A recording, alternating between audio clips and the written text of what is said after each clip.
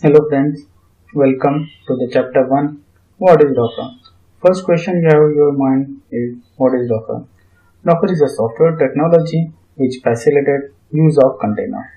This software is created and maintained by the company which has same name Docker Incorporation.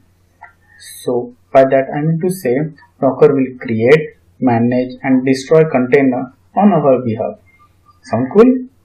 So if it is so simple, why there is so much craze about that? Park this question for now. We will come to this in detail when you have much better understanding about container. Docker is created by Solomon Hykes and other when he was in .cloud. .cloud used to be provider of PaaS, which is platform as a service. They are using Linux container as a backend. Docker is now open source. You can go in GitHub and see all the code which is mostly written in Go language. If you know Linux, you might know the first mail sent by Linux Torvald to Linux group announcing a free operating system as a hobby. Similarly, we have an amazing video by Solomon Hykes when he first introduced Docker to general public during PyCon 2013. I have provided link in description. This is a must watch video if you want to learn anything about Docker. You won't understand much thing as of now, but it is okay. We will come to that video again later. Just watch a video and come back.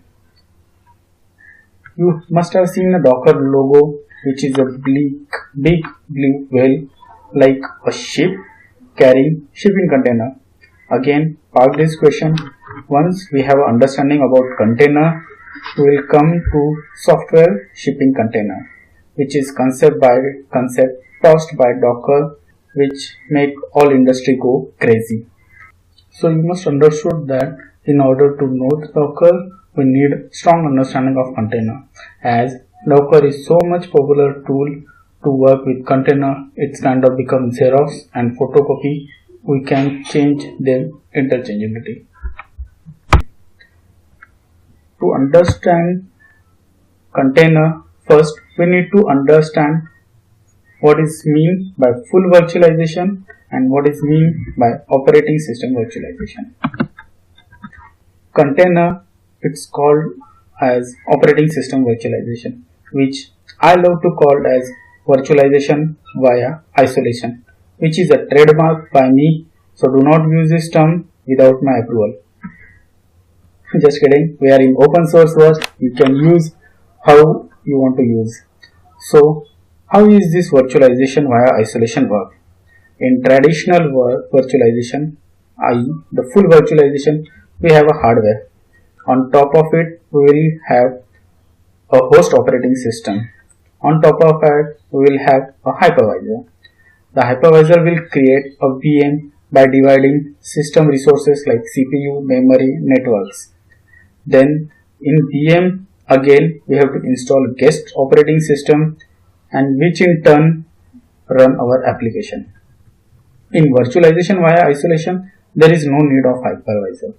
Operating system will run all the application and it will isolate them from each other. So each app will think at its only running application on that system. Each app will run in a space assigned to them and cannot interfere with other application. This can be done using Linux kernel called namespace.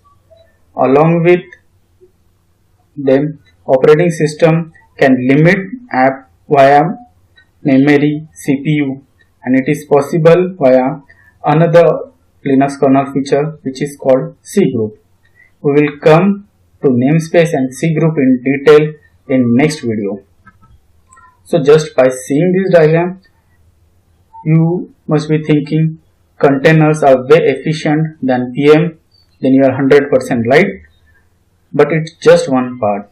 Containers are way more than what a VM can be. I know what you are thinking, how come container technology comes suddenly? So to answer that, we will check in the book of history in next video. Thank you.